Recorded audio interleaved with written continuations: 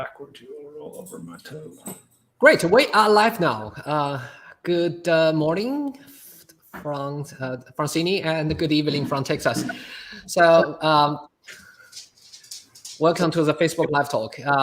Today we are very honored to invite Luke Edmonson and David Edmonson to join us with their latest talk with R1200 ring flash.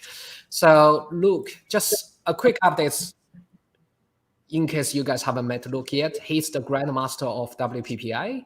He's in the speaker selection committee of PPA, and he's also AIPP International Photographer of the Year, which is for Australia. And he's also the fellow of SWPP from UK. So he's a world-renowned master in terms of photography, pretty much everywhere. And if I work my ass off for my battle for another 20 years, I'm probably just going to be where he is, hopefully. So he is a great friend and he's a great mentor. I learned lots of things from this guy. I actually got my aha moments from his online tutorial, right? Connecting the dots. If you guys are interested, you can check his online tutorial out in his store, and we will drop a link after the talk. Just in case you're interested. So today we're going to talk about R1200. I look at the lecture notes. I was really, this is really good stuff, because quite often we use the same lights, but we ignore about the modifier is a huge part, right? A huge part in terms of lighting. We in the online program, lots of time you see the comparison says, what's the difference between a light, a softbox, umbrella, but in real life, most likely we are going to use multiple light setup, especially for studio shoots, right? How does multiple lights combination with different modifier works? Which modifier is good for you in terms of white umbrella, silver umbrella, shoot-through umbrella, or beauty dish or bare bulb? And what's the correct formula? There's no silver bullets per se, but what's the correct formula for you? I will hand this over to Luke to take us to a very exciting, in-depth explanation and adventure. Meanwhile, all the questions are welcome. Well, thank you, Aries, very much, and greetings to you guys from Texas. I'm here with I'm actually the second best photographer in my family. I'm here with my father, David Edmonson, who's an accomplished photographer in his own right. And so, as Ari said, we'll be talking today about the Godox R1200, which is their latest ring flash. It works with the AD1200 Pro, which many of you may be familiar with. It's a single head 1200 watt power pack that recently came out. And both of us have had a chance to be able to play around with this and get some experience. We were also fortunate enough to try and go through the process of making a tutorial video with it. And we said, it would really be nice would be able to put some additional words behind some of our thoughts here, and perhaps include some of the content that we didn't put into that video in this particular talk. So what is the R1200 ring flash? Well, it looks like this. It's about 8 inches in size. It's a rather large ring flash from that standpoint. And certainly it, with the 1200 watts, it's powerful enough to be used outdoors, indoors, sunlight, whatever situation you want, you can have enough power to be able to pull off the type of shot you're wanting. And just in case there's anybody out there who is starting out in photography and maybe isn't as familiar with what we're talking about when we say 1200 watts, just a visual representation for it is roughly ballpark. It's equivalent to, what would you say, 15 or so of your speed lights if you were to put all of them together. So that gives you an idea of how much power is behind this particular ring flash if you were trying to use it in different situations. Also talked just a second ago about the fact that it's about 8 inches. And so from that standpoint, what's the difference between it and the standard head for the AD1200 Pro? And the difference really comes down to what's called the guide number, which is a little bit lower than it would be with the standard 5 inch head.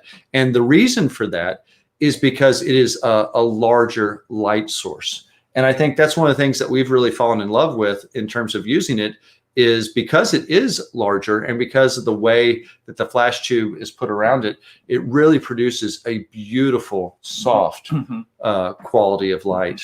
Sometimes we even put it into the soft box or put it into a umbrella with actually the diffusion on top of it. Makes a very soft light. Yep. So when people think about ring flash, I would think that arguably they kind of default into what I'd call almost like beauty / makeup. It's the very tight shot. A lot of times when people get a ring flash, one of the things they're hoping for, or they're looking for, or they want to be able to get, is those circular catch lights in the eye. And so what we're going to do here is we're going to go through a series of shots that we did where we tried to keep things as consistent as possible, so we could really look at, well, what is the different effect that we're getting from a different approach, and try and look at it as kind of as neutral a sense as possible in terms of the model's expression, pose, gesture, all those kinds of things. So we're not jumping from here's one scene, here's another scene. Can you see the difference? And so in this first shot, it's very much like what you would expect in terms of just a tight beauty type shot. You can see on the left-hand side, there's no modifier to it. In other words, it's just the built-in protective glass and what would you call it, even reflector, the built-in reflector that comes with the head when you purchase it. And so you can see over there, as you look on the left-hand side of my screen, the circular catch lights in her eyes are noticeably smaller than what they are on the right-hand side. The right-hand side, they're bigger because we're using the beauty dish. And when we use that beauty dish, it creates what? An even larger light source for us to be able to use. You may also notice that if you looked at the amount of contrast, these are straight out of the camera, not retouched JPEGs. So on the left-hand side, you have a little bit more contrast, perhaps even a little bit more saturation coming in from using it with just the built-in reflector. No shadow too. No shadow is different, exactly, a little bit more defined. The beauty dish, it's really starting to soften it up when it's in that tight and that close. Anything else that you'd want to talk about in terms of? No, I think we're good. Because really, for us, the biggest or the funnest thing to be able to use a beauty dish for would be moving beyond this type of beauty shot, the thing that many of us would expect to be able to shoot. So this was shot at f11, 2/50th of a second, ISO 64, flash at 1/4 power. And again, it's a 1600 watt power pack. And also, we were supposed to kind of show what the different modifiers look like. So we were actually almost just doing a very even lighting in order to just show the effect of the modifier. Probably not how we would light if we were going to light it ourselves. If you're trying to light for mood or drama. Correct. Yeah, absolutely. But if the application called for it, we would 100% light like this if this is what a client needed. Okay, so if I was starting out with a ring flash, and this is where I really had to slow myself down in terms of working with it, I basically said, well, what are all the mistakes that somebody might make if they had a ring flash? so that you could figure out how it is that you could fix it. Even we made those mistakes. Well, yeah, I was sitting there like going, okay, now how do I put this on? What do I need to do? And so forth. So on the left-hand side, you can see what, if we were backed off and we were using just the ring flash to shoot her, so therefore the flash has gone from 1/4 power, it's gone up to 1/2 power at this point in time. But on the right-hand side, we have a light leak that's coming in. So we see a bit of that white light that's coming. And then on the bottom, we have what I'm going to call more of a vignette. And so my question for you would be, well, what would cause the light leak and what would cause the vignette? Now, the thing for you to look at is it really comes down to where the ring flash is positioned in relation to your lens. So in this particular case, this is the standard reflector that's on in this example. On the left-hand side, and you can see where the lens is there. And so do you think that this causes you to be able to get more of the vignette, or do you think this causes you to get more of the light leak? Depending on where you adjust it. Well, if you had the light, if you don't push the ring flash far enough back on the barrel of your lens, then all of a sudden you may either get that vignette or that light leak coming in. Arguably, this one is the one, in my opinion, that's going to create more of the vignetting effect, because this one is going to create more of the potential light leak, depending on how that light is coming off of the beauty dish and so forth. So if you're ever in a situation where you start to shoot and you haven't, the first thing you want to do is you want to center your lens up within the frame. It has a 3-point adjustable bracket that you can use. It also doubles as an umbrella mount, which is particularly handy. But then you also want to make sure that you pull the flash back far enough behind your lens, still leaving room for your finger to be able to hit the trigger, so that you can avoid having light leaks or having vignettes. Another thing that can happen, which we all know from shooting just like any camera directly into something that's reflective, is you may want to watch out for what? Red eye. Now, in this particular case, this was not when we were in tight with the model. This was when we were further back. And can I interrupt for a really Sure. quick question? Yeah. So Michael is asking, when you said beauty dish, do you mean the ring flash into the RF321 reflector? Would that be white or silver? Yep. So in this particular case, this beauty dish that we're talking about, this one that I'm showing you in this example is the silver one. The exact model number I'm not 100% positive on, but it'd be the one that you see in this example picture on the left. Okay. Does that answer the question? So it'd be this. This happens to be the silver reflector that we're using in all these examples. Cool. Thanks. Yep. Okay, so we want to avoid red eye. Now, what causes that red eye? Well, a lot of times it's because that light's going in, it's hitting the back of the eye, it's reflecting back out, and so therefore we get these red pupils. In this particular case, I've really zoomed in on, I'm going to just back off here for a second, on this shot here, taken from a distance, I've really zoomed in on it to be able to show that there was red eye being produced. So what are some of the ways that we could avoid the red eye? Well, number one, we could start by turning on our modeling lamp. Now, the modeling lamp is bright. Now, if your modeling lamp is, if you're coming in really tight to be able to shoot your subject, you may find that it's too much for their eyes. But at a distance like this, that modeling lamp being on will help their pupils dilate and close down and help minimize that red eye. But there's a second way that you could go about doing it. Well, you could move it off camera. Well, you could afford, okay. Well, let's go with that. So that's his second way. My second way that I was going to do it is I was going to say you can change the ambient light within the room. If you raise the amount of ambient light within the room, you would also accomplish that same effect. So either approach works. Turn on the modeling light. If you're still getting red eye, raise the ambient within the room, and that'll help those pupils dilate. And because of the fact that we're shooting that flash straight on into their eyes, it's just something for you to be aware of. And should you be running into it, I want to help teach you how you get around it. So let's look at some lighting examples here, if we can. And so we're going to produce this image right here through this series of steps that we're going to walk through. And in this particular case, we ended up using 3 different R1200s to be able to make this shot happen. So how did we go about doing it? Well, you have a base exposure, which was, again, it's that F11 at a 2/50th of a second at ISO 64. As you can tell, it may or may not be coming through. Perhaps you're seeing just pretty much black. It's pretty much black. There's just a little hint of the scene appearing in the background there. Hopefully you can kind of see that there's a little hint of it there, but that's the amount of ambient light we had in the room after we had gone about the process of turning off all of the flashes. So the first flash that I'm going to show you that we turn on here is going to be our backlight. And so this is the one that we were using off of our background.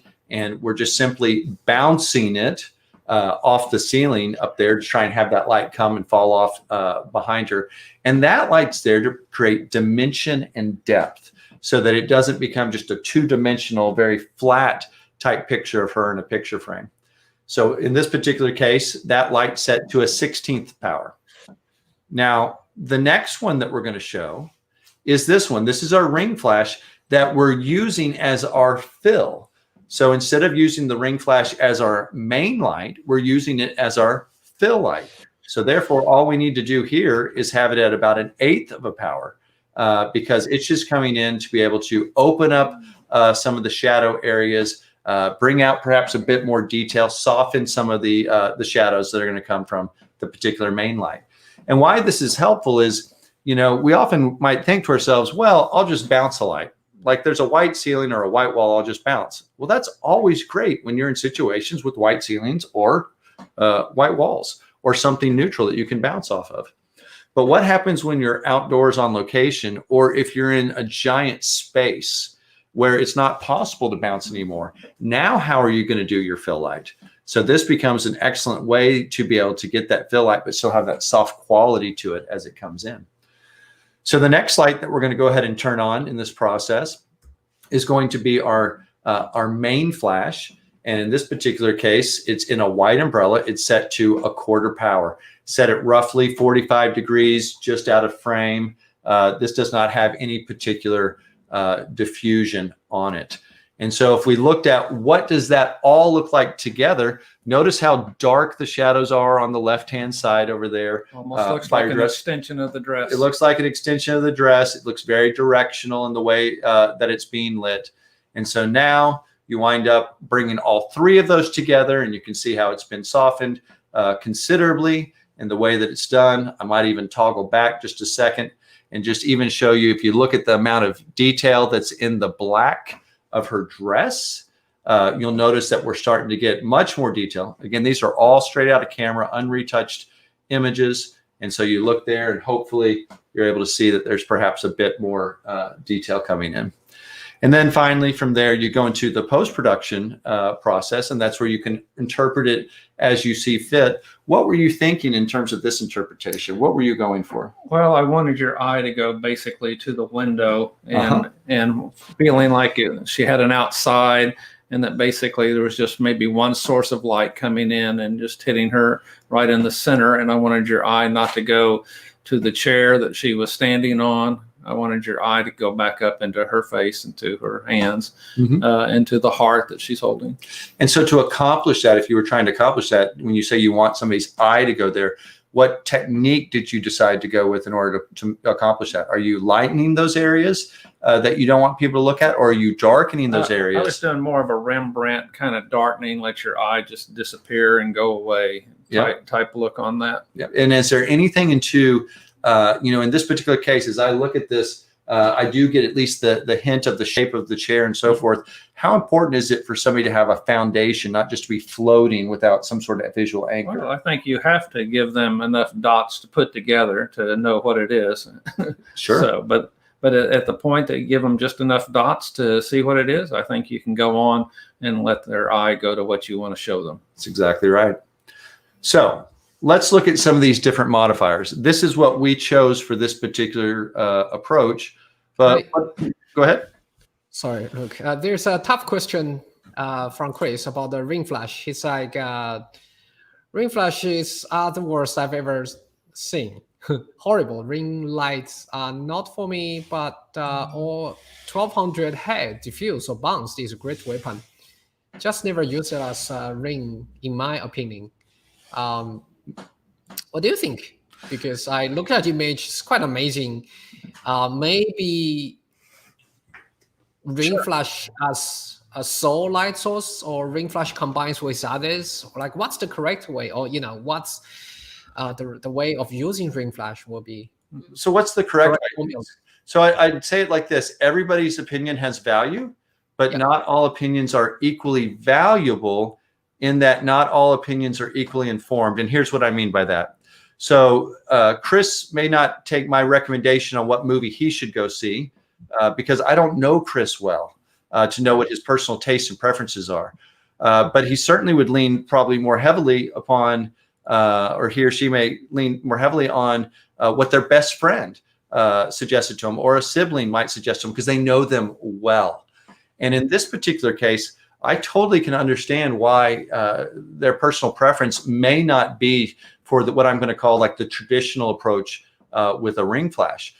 No piece of equipment is going to solve your problems. They solve a particular problem.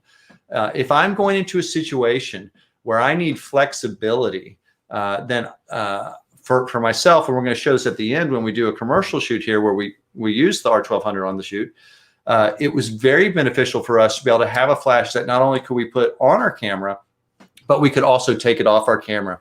And we could take it off and we could modify it in different ways and have that type of versatility.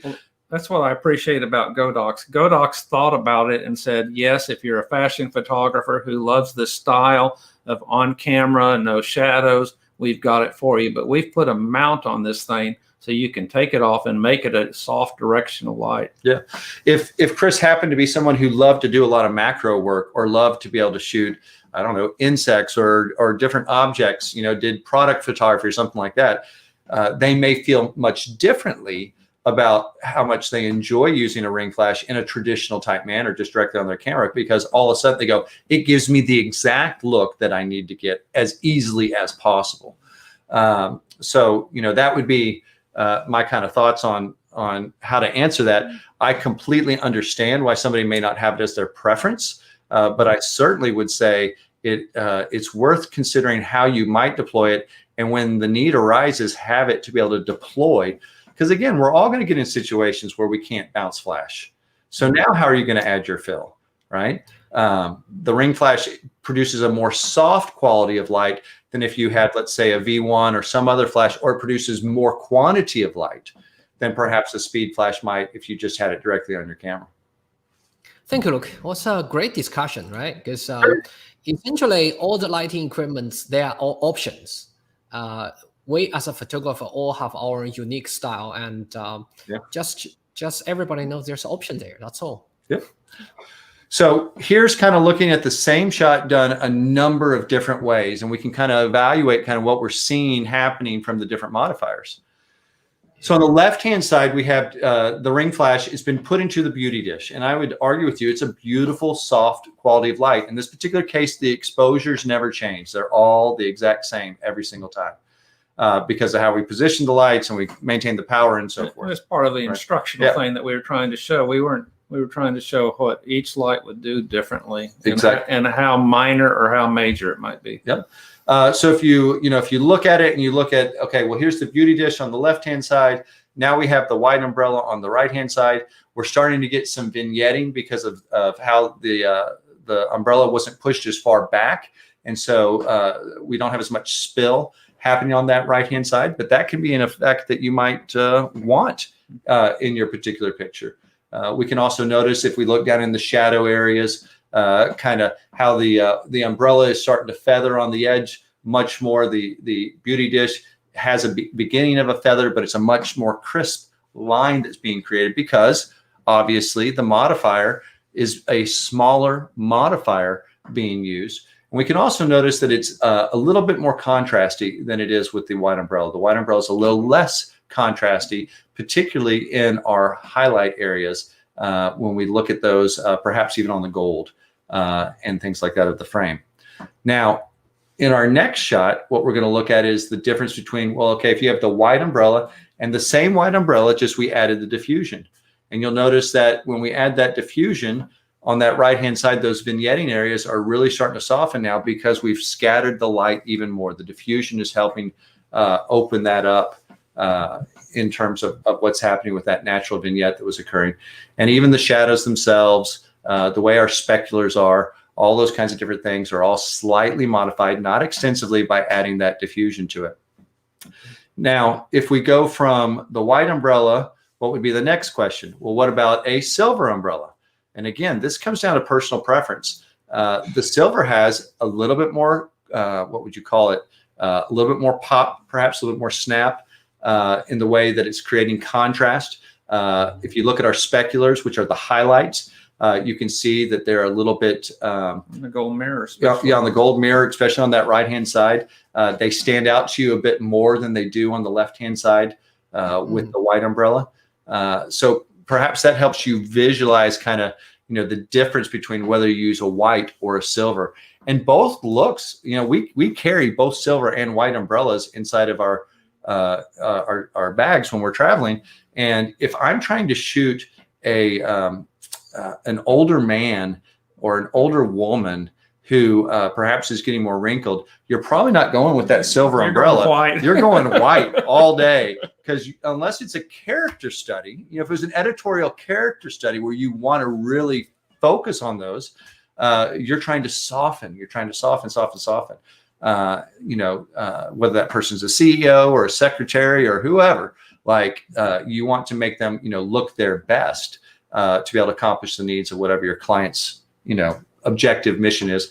So our background, just to kind of give perspective, is you started as a commercial photographer in 1974. before I was born.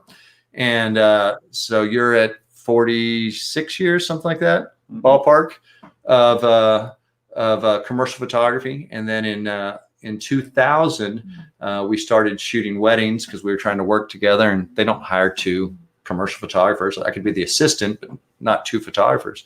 So weddings seemed like a way to be able to do that. And, we've shot, let's say 1,000 weddings since 2000. And we also are known for some fine art photography that we do. And then, of course, we do portraits for people that we meet through this process. And the commercial photography was magazines, books, CD covers, and annual reports. And annual reports are probably the closest thing I think there is to wedding photography, in the sense of you have to be many types of a photographer all in one day, but done in a more commercial stylized manner. A lot of times using colored gels or dramatic lighting to convey a mood or a look that goes beyond a little bit more, would you say, in that editorial type style? Yeah. So we want to carry, in our case, both white and silver umbrellas and match it specifically to our particular need or client's need for what we're trying to shoot.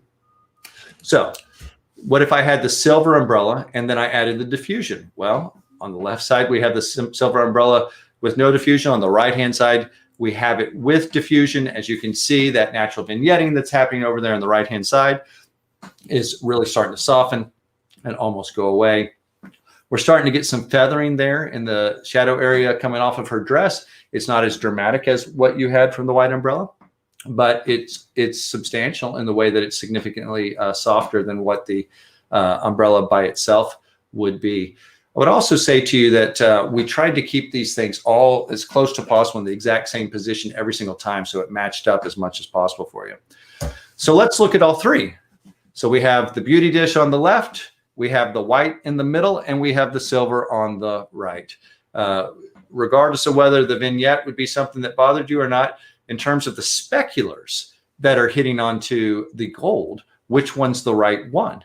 And that is a bit, what I would say, subjective in terms of what Chris's preference might be, or what David's preference might be, or what Luke's preference might be. For us, we preferred the one that was a little bit less contrast, which is the white, because it gives us the most flexibility when we go into work on it in post. We can always add a bit more contrast back into the image. Technically, you could also reduce it, but for us, a lot of times it's easier to start with something that's not so contrasty that we're having to really pull contrast out of the shot. We want to, generally speaking, when I say salt to taste, we want to salt to taste and add our contrast in typically on the back end. It gives us more flexibility. And reducing contrast takes your eye away from areas that you do not want them to focus on. That's right. So even in the same scene, you may have different contrast levels depending on where you want to direct the eye. That's exactly right. So now, that is if we were just shooting those things like that. There's no fill light being brought into this. Now, what if we wanted to bring in fill light? And arguably, you might say, do you even need to have fill light? Well, in this particular case, we're going to have the white umbrella on the left, and we're going to have the white with a bounce fill. So in this particular case, we have a light placed over to the left-hand side of our camera, and we are simply bouncing it off the wall and ceiling area and then back into the shot. We're trying not to overpower in such a way that it's going to create its own shadows back into the scene. We're trying to just have it be there enough to start filling in those particular shadows. And on this next example, it will be, well, what if we had that white umbrella, but now we did it with the ring fill? And so which one is going to be better, that bounce fill or that ring fill? Well, let's take a look. So we have here all three in a row. We have the white without the fill light. Then we have a bounce fill in the middle. And then on the right side, we have the ring fill.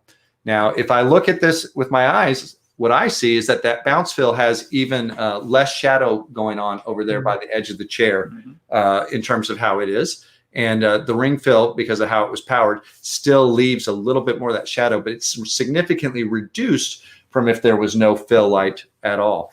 And again, we dialed our ring fill to an 1/8 power. Could you put it up even higher? Absolutely, you could, if you wanted to try and reduce that even more or create more frontal lighting. For us, that 1/8 of a power from that distance, which would roughly been, what would you say, 12 feet away, ballpark, was the right amount of light to be able to pop into that shot. Yeah, and the next shot coming up is kind of what was envisioned in our mind too, of what we were trying to accomplish. Yep. So once we did this and we did our example and so forth, then of course we said, okay, now let's do something for ourselves. And so in that particular case, what we created was a shot that looks like this. So just something that kind of plays off of that particular idea, puts her in a little bit different dress, brings in the dog, has a bit of story to it, and just hopefully creates a portrait that shows a little bit of what I'd call the statues, the columns, the architecture in the background. A little bit of pompous. Yeah, a little bit of pompous. So what I've got for you next is a video that kind of walks you through some of these things that we just talked about again, and will help reinforce some of these ideas, hopefully for you, and perhaps may even lead to some additional questions. So let's watch. Yeah.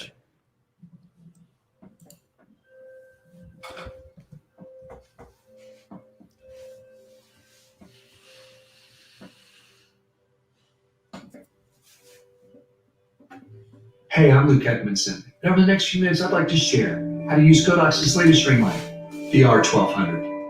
This video is meant for someone who's never used a ring light, but also includes our thoughts for more experienced professionals. There are three main areas that we're going to look at. What is the R1200? How can you use it? And why should you have it in your bag? So let's get started.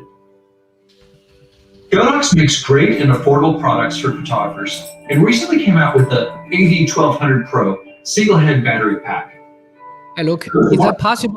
1200 watts is about 15 times more powerful than your average speed line. Yes, sir. Depending on your Yeah, sorry. Is that possible to reshare that through YouTube for me to reshare? Because the audio seems to be a bit off. Sure. How about I pull it up on YouTube for you real quick? Yeah. I'll, you know what? I'll send it to you in like 5 seconds here. Sure.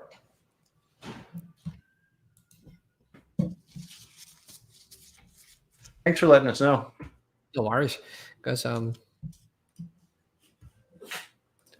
Okay, got it.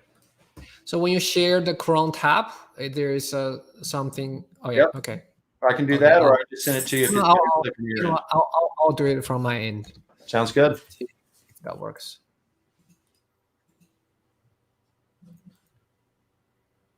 Let me just quickly share screen, Chrome tab with Edmonson. Let me know how the audio goes. Yeah. Okay.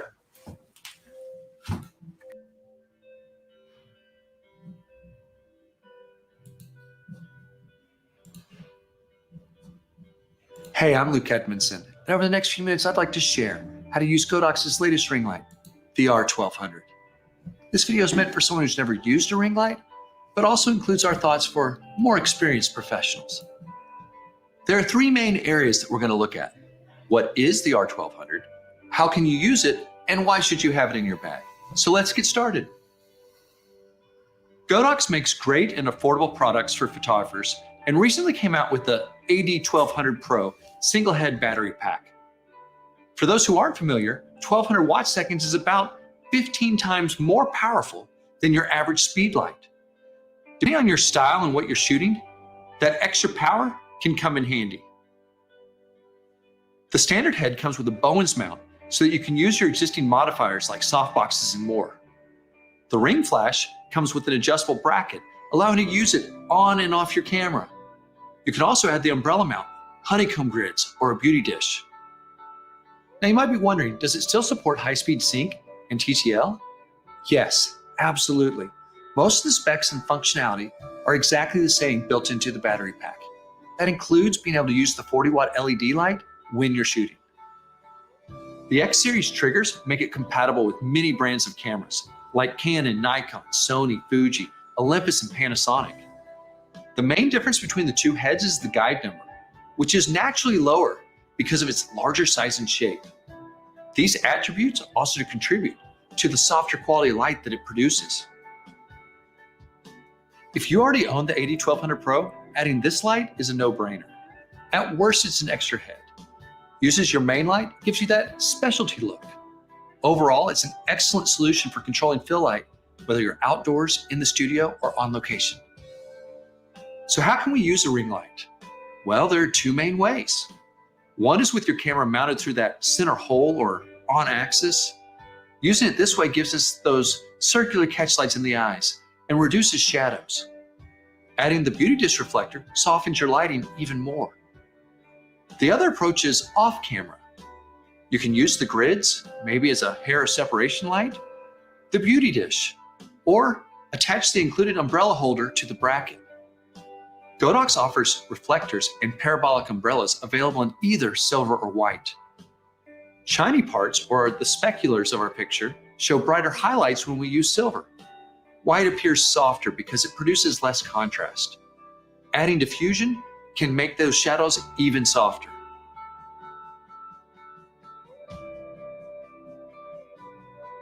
You can also control your contrast by how far you insert the umbrella's shaft in relationship to your light source. When working with multiple lights, try using it as a bill flash to minimize strong shadows. Mounting a ring light to your camera helps in situations where you can't or don't want to bounce off a ceiling or a wall. Just dial the power to suit your taste.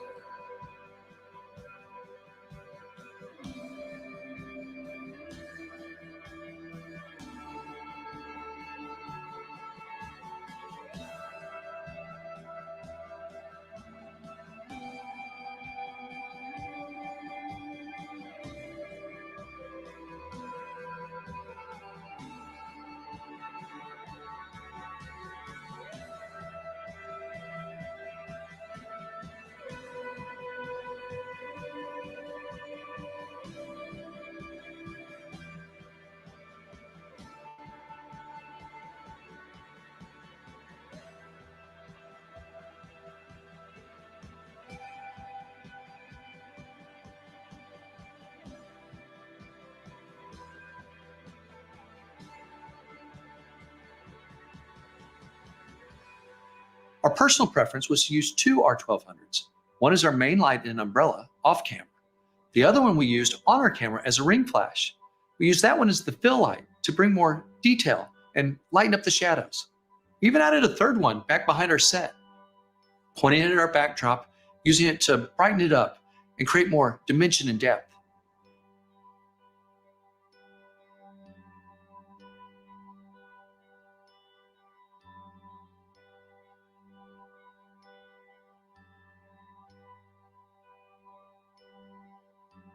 Here are 5 things that we thought will help the first time you pick up an R1200 ring flash.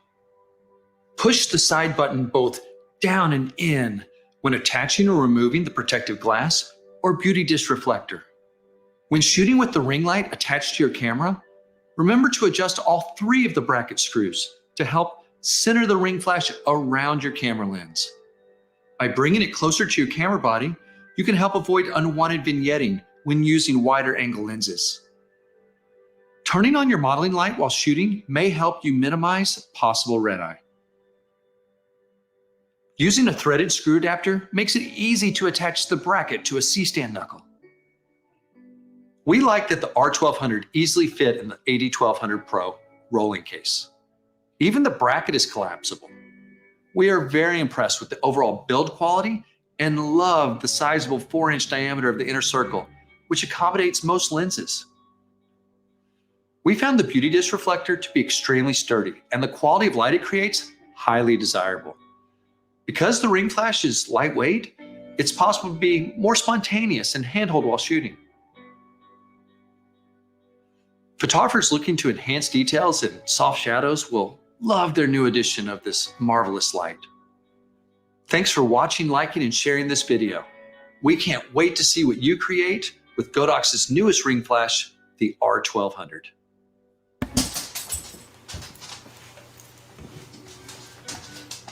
Thank you, Aries.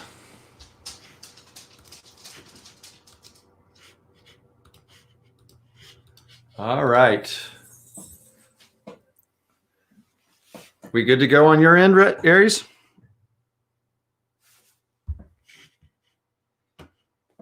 Yes, sir. No, sir. Just want to make sure everybody can see my screen.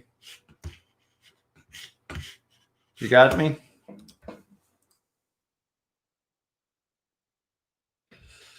Just testing. You good?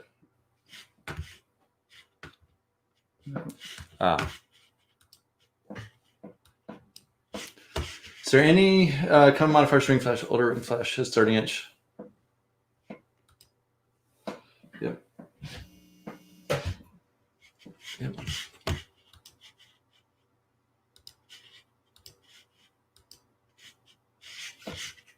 I apologize, Aries. Can you hear me? Yes, yes. Okay, now I can hear you. Whatever Sorry, happened. I put myself on mute. Okay, perfect. I was like, I'm either going crazy or.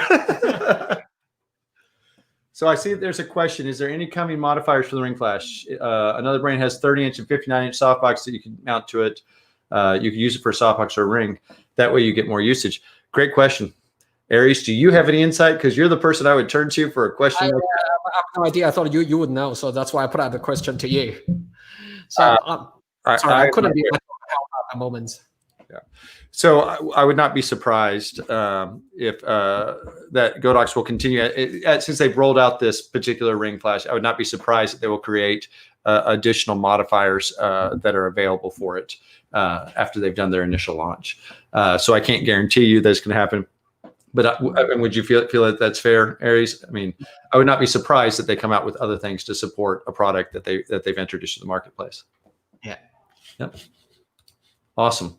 Any other questions, real quick? Here's would love to see broader range of grades for the heads as well as the gels attached to the shape of the head. I think we have grades with 3 degrees, right? Yeah, they have 3 different grids that you can use. I think it's a 20, a 30, and a 40. I could be wrong on exactly which ones they are, but I believe that's what the 3 different grids are. But certainly, again, if there's a need, a desire, I'm sure that they will fill that in the marketplace. When we think about what they've done with the magnetic attachments for the V1s and other lights like that, I'd love to have just that kind of same. What would you say, range to the product line that they've come out with for the R1200. That would be tremendous. And certainly with gels, there's easy ways to be able to attach a gel or a sheet of gel to something, whether you're clamping it or taping it or whatever you're doing. But having something that's more modular and built in and certainly makes it look a bit more professional or sometimes easier to deal with if you were in a windy type situation or something like that. Yeah. So Rob was hoping for a 5 degree sort of grades. If they're coming out, we will let you know. Yep. Well, you know what? I'm glad that you've got it out there into the world, and hopefully Godox marketing team will be able to see that and hear that there's at least one person interested. If you are also interested in 5 degree grids, make sure that you like his comment so that they can see that there's a lot of people that are wanting to do that. That'll get the attention. Okay. So that's that was more of a studio type exercise of what you might do. But what about when you're in the real world? And so we recently had a shoot that you could call it quasi fashion. It really was for a hair salon. And it was really a product line. It was really more about a product launch for a hair salon. So in this case, usually when you think about fashion, the clothing's more important than the model. The model is kind of secondary. They're just a form upon which the clothing is being held. But in this particular case, both the clothing and the models were both kind of there as supporting elements to their overall narrative, but they were playing off of a theme, which was kind of this black and white type theme in the way that they were doing things. And so anyways, just to kind of give you an idea of what the run sheet looks like, I think we had 30 different shots to accomplish. And we had it basically between about 10 in the morning and we had to get done about, what would you say, about 5:30-ish, something like that. So roughly 15 minutes is scheduled between each shoot.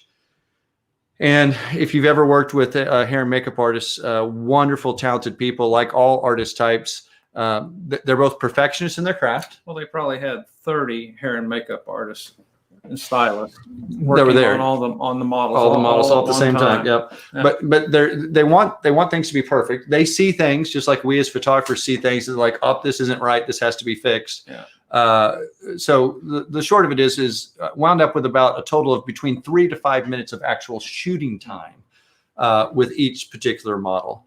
And we didn't even eat lunch that day. So the way that we got through it is, like many of you who work as some sort of a team, my dad would leapfrog me, and he would pre-light a scene for me in a global type way, so that we could then walk in, get the model on set, because you're having to do it without the model. You're just having to hear what the kind of look is that they're going for. And then at that particular time, we could go into be able to shooting. So one of the things Aries was like, can you show them what the scenes look like before you, without any light at all? And I go, that would be great, except for there's never really a situation where I don't already have my looks like me walking out the door. Yeah.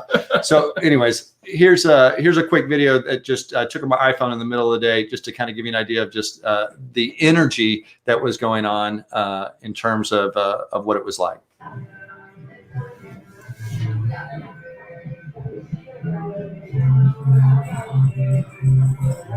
Oh my God.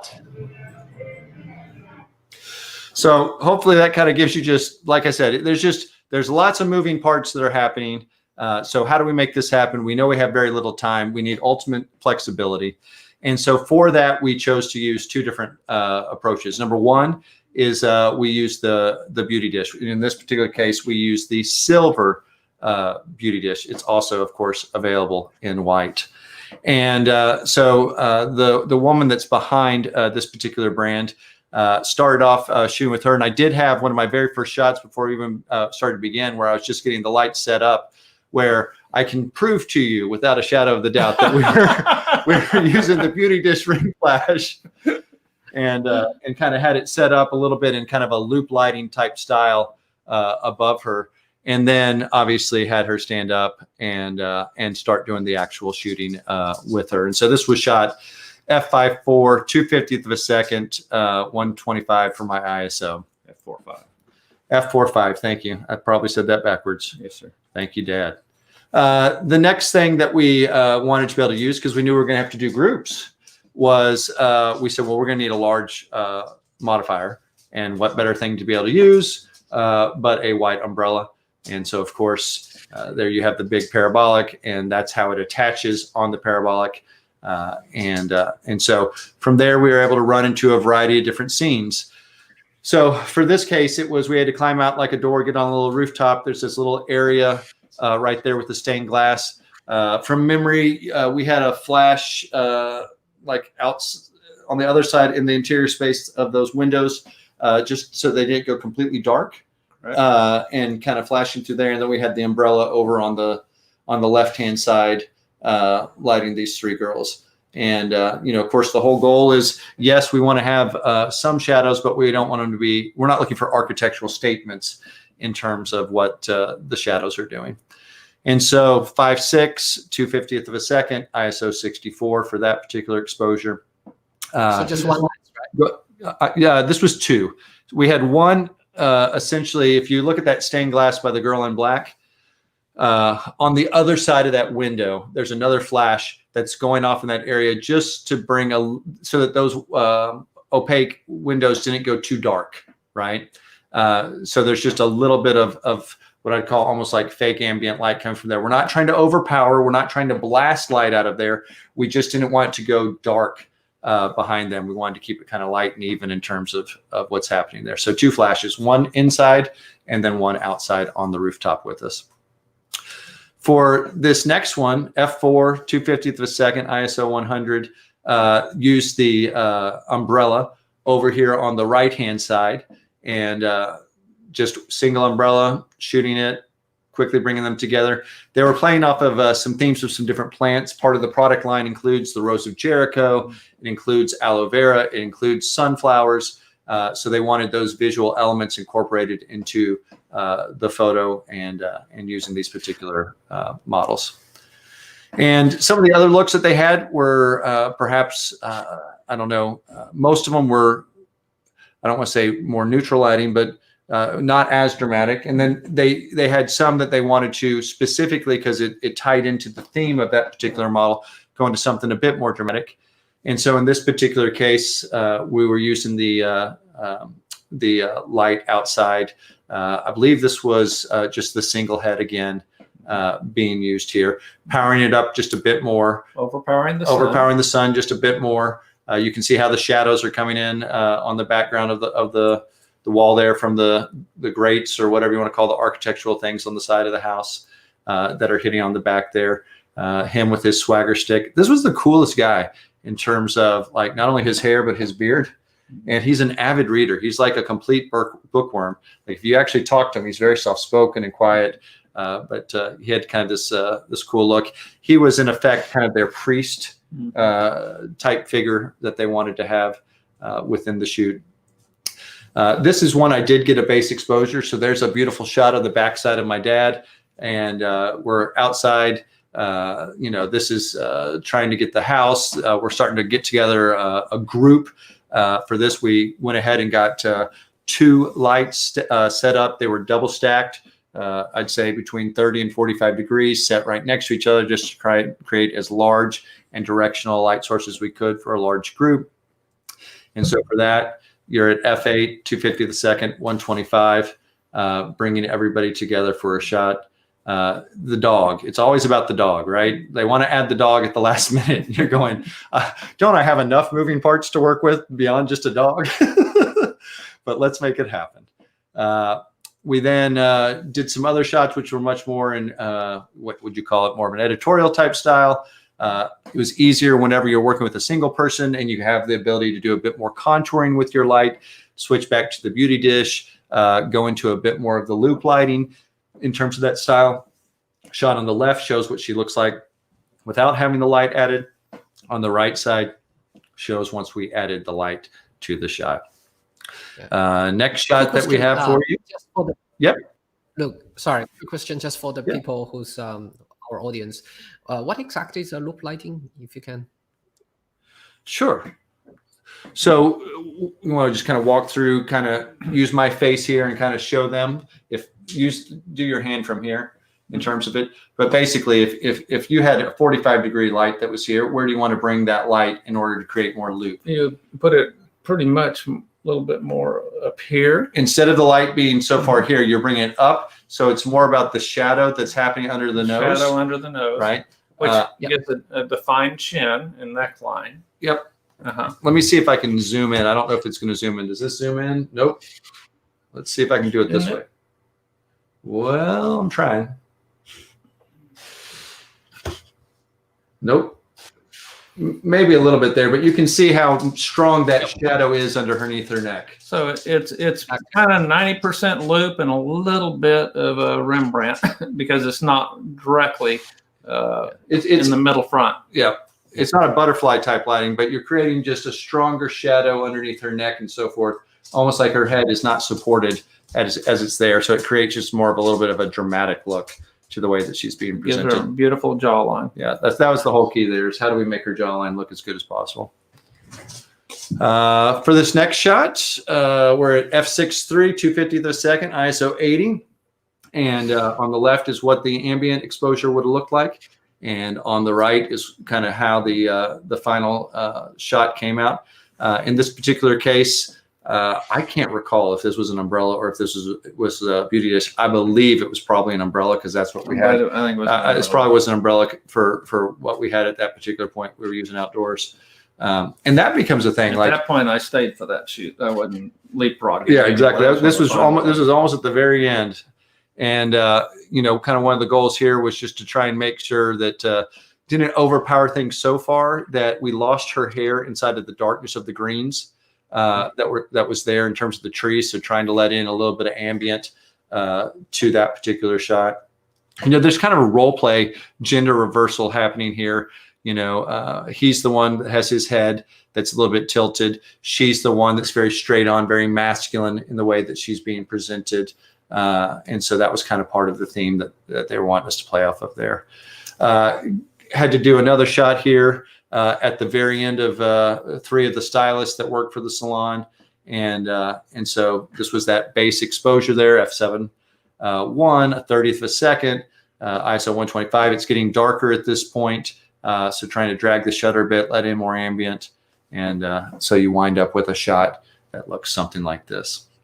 Now, we didn't exclusively shoot with the R1200 during this, but this is also a lighting talk. So I feel like it's fair to be able to bring in some of the LED lighting that was used. And the reason that we didn't use a ring flash or a flash of any kind was because we wanted even softer light, because we were doing primarily interior type shots. That's correct. Now, if we had done this next shot that I'm going to show you with a flash, we could have had more detail even to the light bulbs that are being shown, because we could have overpowered the scene to such a degree. But that wasn't the look they were wanting to go for. They wanted to go very soft, a lot of pastels or different colors and things like that.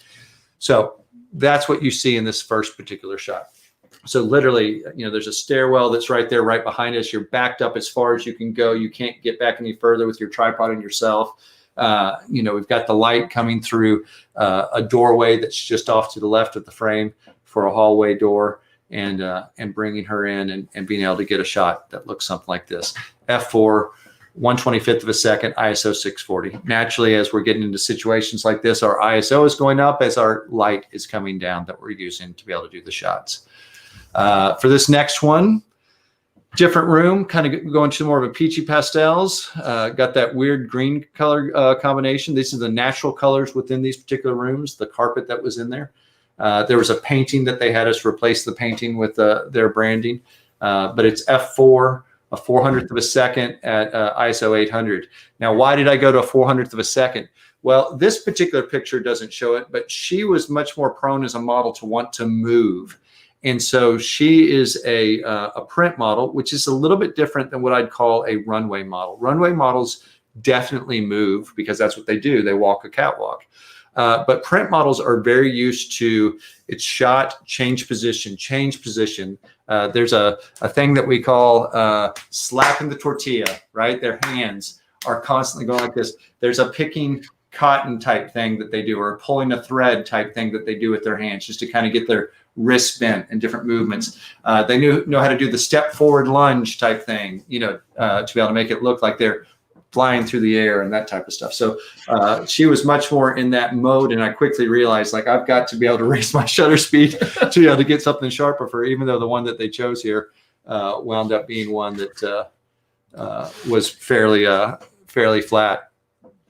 Another scene. Go ahead. Quick question. Look, what lights and modifier did you use in previous shots? Do you want to share with us? Yeah, so on these particular ones, these were using the SL200s for all of these because we wanted to have that little bit more power and be able to use things like soft boxes and so forth to be able to soften the particular lighting. The one I'm about to show you, and forgive me, Aries, but it's the light stick. Is that the RC? Help me with 500, RC 500. Thank you. So we use the RC 500 in this particular shot. Except out the window. Except the 200. Outside LED. the window. Yeah. When we had scouted the location with them, it was, of course, a beautifully bright lit day, and with sunlight streaming through for this shot is what they imagined. And the reality of it was we had more of a kind of a gray overcast day. So we put the SL200 outside, kind of create that white light coming through the window without overpowering, and then used an RC 500 to help light her face, and then had at the end of the night, we couldn't find one of them. That's true. One of them was horizontal under the sink. That's right. Producing a little glow light there. And at nighttime, all of a sudden, it went into the room. That's right. That's right. When we did our idiot check and we went around looking everywhere, we were like, we're missing one of these. And then finally, because it had gotten dark outside, it was very obvious where we had left it underneath. Right, because it was bright hours later. But it runs. It runs. It did not die. So, it kind of gives you a sense of kind of how you could mix those different LED lights together. From here, we're inside of interior space. Dad's booming a 200 SL200 up over an old shower to try and be able to get some light down on her into this particular scene. Not a large bathroom to be able to shoot in. I'm standing just right outside the door, kind of crouched down to be able to get a shot that looks something like this. Always fun to put models in like the least pretty places, right? But that was kind of part part of it. parcel. Was rebirth from rejuvenation. Yeah, that was kind of their, taking what's old and making it new was all part of their theme and what they were trying to do. So that's what they're bringing these different elements. We have this gentleman here where we had some lights just off to his right, also bouncing off the left to come in as some fill light that's going on there.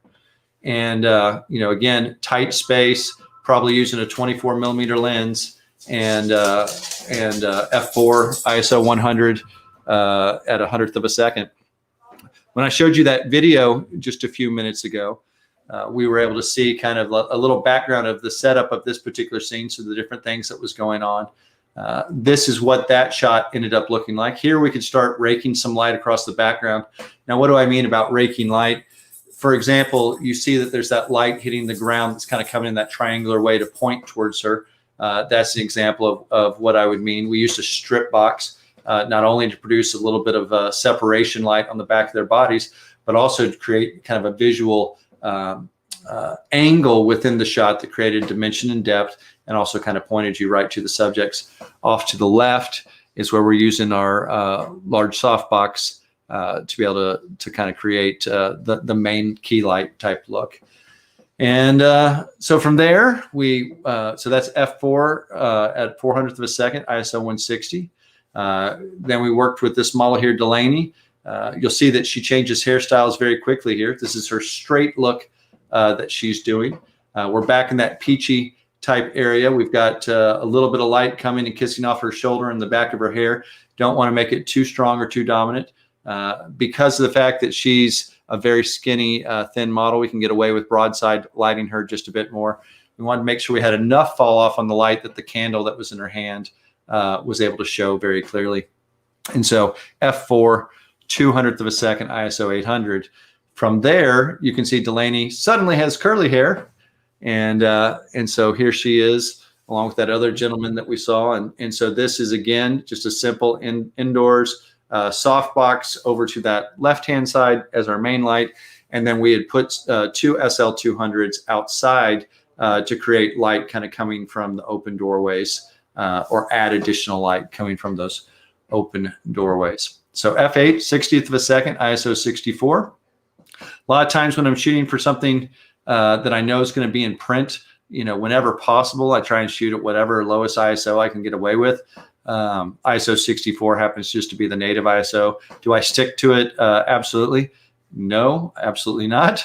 And one of the things that you also find is when you go back and review your images, you find that as you get more tired during the day, you look back and you go, man, that was a pretty creative combination that I had there. Like, how did I end up? And you're just flipping dials and getting your exposure dialed in and trying to maintain the connection between you and the person that's in front of you. The most important thing that I think you can do as a photographer when you have a model step in front of you is to stop and take the time and introduce yourself to them. Shake their hand if it's possible. In COVID times, wave to them. Do something that gets them to portray their natural personality so you kind of know where they naturally go.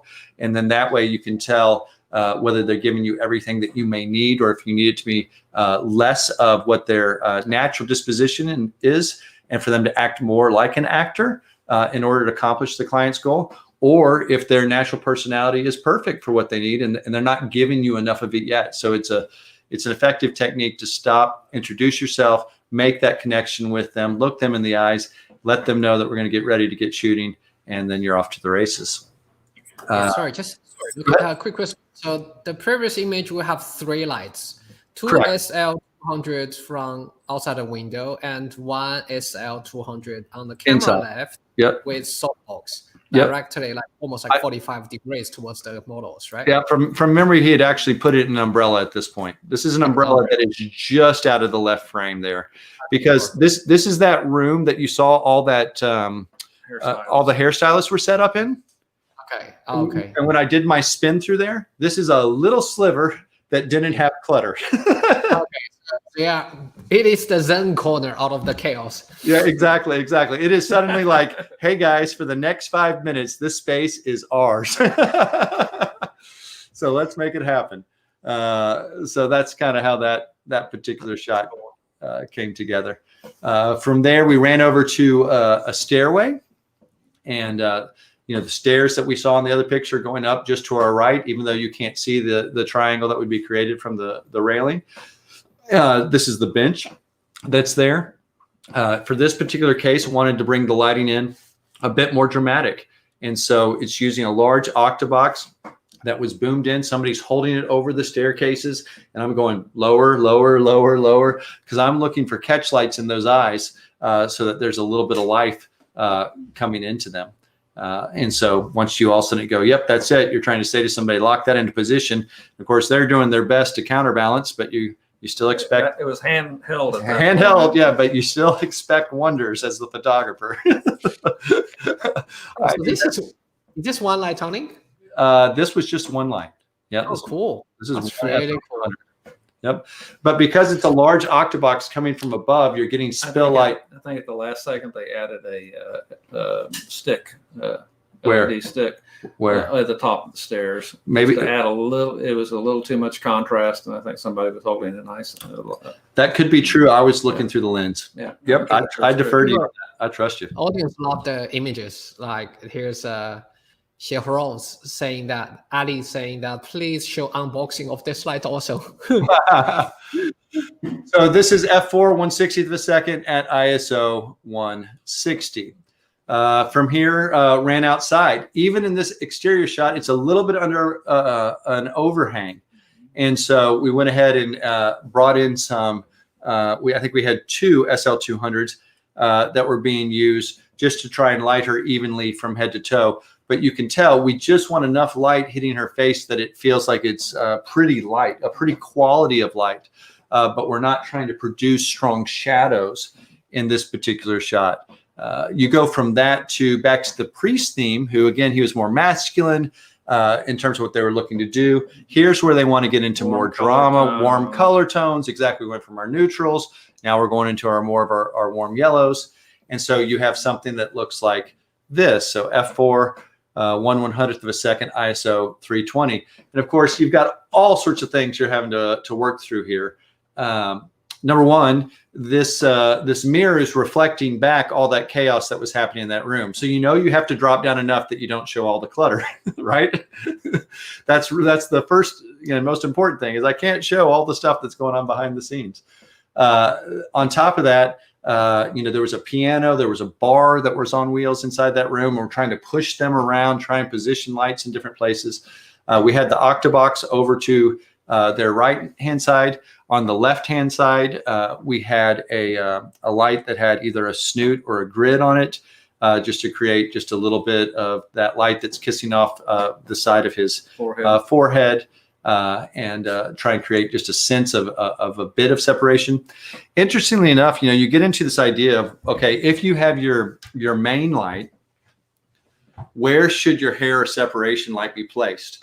And if you are here in the States and you are a PPA photographer, Professional Photographers of America, who is going through the certified professional photographer process, then they have a series of mandatory images that you've got to create.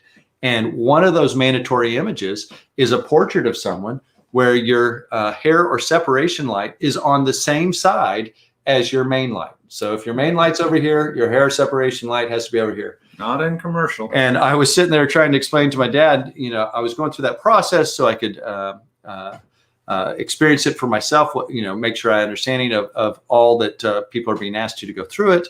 It was a wonderful experience for me to be able to go through. And I'm trying to say to my dad, I've got to light it this way. And he goes, nobody lights it that way. And I go, well, for this exercise, it's got to be that way. Because as a commercial photographer, how would you light it? Well, forget the kiss light that's on his forehead. Pretend like that was removed in post. Look at the separation light that's happening on his hair on the other side, which was important to get. Yep. And that would have been in complete shadows had we not put the separation light there. That's exactly right. So a lot of times for commercial photography, for us, if your main light is on one side, your hair or separation light comes from the opposite, as opposed to coming from the same side. That's what I'm really trying to express to you. Which one is right? Well, it comes down to your preference. I can tell you that visually speaking, doing an opposite a lot of times creates a better look to me. I think every scene is so different. I think if you understand lighting, it'll be different almost every time. Sure. Yeah. But you do default. by default is opposite. Just try to work this out in my head because lots of time in the movie we see it's almost like split. It's like face light on this way, hair light on the other way. Our eyes, it's so naturally. That's correct. think, this is conventional way of doing lights. I'm just wondering, process-wise, why do you light the face on this way, hair on this way, which means you probably need third lights as a fill light. So, how does it work? How does it work? Sure. Well, you absolutely could use a third light as a fill light, bounce a light or kick a light inside of there. For this particular theme, this one was supposed to be darker, moodier, more directional lighting. You can see the shadows that are underneath them are darker than perhaps, like I'll skip ahead to this one. This one has a much different feel in terms of it. Those shadows are much softer, more, you can see the light that's coming through the room. So you're trying to match your lighting to the theme based off of, if I was to jump back here for you for 1 second, here's what you're constantly referring to. You're referring to something that looks like this, right? And they're saying to you, okay, here's look 1 or look 2. Here are the props, Rose of Jericho. It's against the blue wall. What we're basically, we've sat down with them, looked at their mood and inspiration boards to be able to say, like I knew and you knew with the priest theme, it was supposed to be dark and masculine and warm. Those were the keys. And then for other things, it was light and feminine or neutral, so you're trying to match your lighting style to specifically whatever your client's briefs directions are. Is that fair? Mm-hmm. Yeah. And so, yep. So from there, our next shot then was going back to this particular mix. We're back on the stairs again. We repurposed these stairs. We did a shot a moment ago, which was this particular one, and the stairs are a bit more secondary and much more in the distance. Now we've got to come up with a different shot in the same space. And so for this particular shot, now we're at 5.6, 200ths of a second, ISO 800. It's later in the day. Need a little bit of light that's coming through those leaded glass windows and be able to light the scene. The light's coming from the left-hand side from over here. I feel like you put a light up on top of the stairs to come back and hit them from behind. I did. In particular, this was a wet look. So they really wanted the hair to look very slick. And, forgive me, I'm going to see how it loves to go to the right. So I'm going to see what I can do here as I try and zoom it. But hopefully you can kind of see here, there's a little bit of glisten to their hair. Can you see that coming through on your end, Aries, at all? Yep. So the whole point here is we needed to show wet. It was a wet look. And if I was to jump back to their outdoor scene, which I think was this one, this was a different type look. Well, we can't see it very well. This was a gelled type look that they had gone for in terms of the hair. So all these sorts of different things that you kind of have to, you put together and figure out how do you make it work, and you work quickly and you do it as a team. I think that's the goal. Yeah. So does that help kind of explain some things? Does to me. Yeah. What more questions can we help answer for your audience? Oh, so far we're good. I think if there's no further, I haven't seen any question, guys. We'll just stay on here for another 2 minutes in case you guys have any other questions.